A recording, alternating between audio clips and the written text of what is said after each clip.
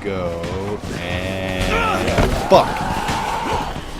This is Matrix. I am here and I'm going to be talking about a video that Leafy had posted recently. It is the YouTube rant. And I want to go on a few things coming on as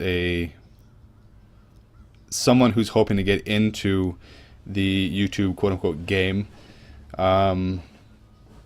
and look at a few points of his from someone who's a lot smaller. And I want to be talking on behalf of a lot of these smaller YouTubers who are trying to get in, that have the same type of comedy that is being considered rude or abrasive by the YouTube police, YouTube majority, if you will. So I'm going to be going through these and hopefully I'll get something across. So the first point I want to go on is YouTube is getting falsely banned. Coming into this, I hope to get somewhere soon, maybe, and that will make it hard for someone like me who will probably be poking fun at other YouTubers. And not only that, but just trying to have fun all around. It looks like YouTube is trying to cut down on that because they don't want people's feelings being hurt, which I think is fucking retarded. Videos are being removed and people are actually getting strikes. Now, if you haven't seen Leafy's video, then I'll catch you up on what strikes mean for a YouTuber's content creator. So basically, after you get so many strikes, basically you qualify to being permanently banned. You cannot, as far as I'm concerned, you cannot recover from that. I don't know of anybody who has recovered from that. And I believe that this is just complete bullshit because some people got offended or yada yada yada. And this is strongly against the freedom of speech that should be present in the guidelines. I don't think that there should be rules. I think that there should be rules regarding what you can and can't say, but I don't think that they should be so strict as to where you can't point fingers and mock or make fun of another YouTuber and get strikes or some other stupid shit against you for it. There should be a limit, but I don't think that should be the limit of pointing a finger. Now, coming on as a smaller YouTuber, we get hurt more because we're more expendable to the YouTube community than a bigger YouTuber, say someone over 1 million subscribers, would be, because we don't make as much money for YouTube as a company. They can just say, hey, you're doing something we don't like, fuck you, and move on from there. The lines that are placed into the rulebook, I want to point out as well, are extremely vague. They don't have any meaning behind them. And the rules that were already in the rulebook to begin with. You look at one of them is saying, hey, don't harass people, which one was already in there, and two is far too vague of a rule to hold any weight above anything else. And as I said before, this is hurting freedom of speech. We're not allowed to speak as freely as we once were. Now let me move back for a second to back what I just said about them focusing on smaller YouTubers. That's not 100% accurate. They are going towards anybody who really pokes fun and who really likes almost drama, if you were. Grade A Under A is a good example. I'm pretty sure he's one of the people on the chopping block. One thing that really bothers me about these guidelines coming into it is that there's no level that needs to be crossed. There's no nothing about it. These are law, and with that comes you need to follow them to a T, meaning that there is no 1 to 10 scale. You cannot say, hey, I'm doing something, but I'm only doing it as a 3, whereas this guy's doing it as a 7, and that's above 5, and we don't like that, so we're going to ban you, or we're going to put a strike up against you, or we are going to do something against a channel that you might not necessarily like, whether that be something or something else. I can't say for certain.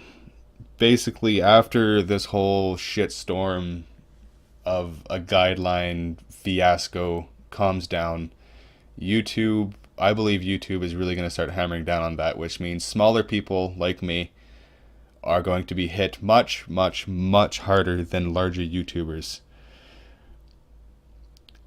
And strikes can really fuck you up. They can be permanent bans, they can be temporary bans, they can basically like being struck and there's not much coming back from that. Say you were hospitalized and that's a strike, and then you just keep being hospitalized until you're dead. Another thing Leafy had pointed on, which I am 100% in agreement with, is that you cannot moderate videos properly. And what I mean by that is YouTube will not hire people to look at videos before they are released just to look at them. First of all, that would hurt YouTubers, seeing as our videos would not be brought up when we wanted them to be. And that would hurt YouTube because they're hiring people to do something that should not need to be done. They're paying somebody to do something that shouldn't need to be done. It's a monkey's job. Now, I've heard of YouTubers having fits and actually reporting people because their feelings were hurt, or they're making videos threatening other YouTubers that they're going to physically harm them, which is fucking retarded. They're losing their shit over something that they should not be losing their shit over. It's not hurting them at all. You should be allowed to talk freely. There should be no moderation. There should be no anything else. This isn't something that YouTube should be focusing their issues on, considering that there is much bigger issues at hand than this. You look back a little while to the Tobuscus issue.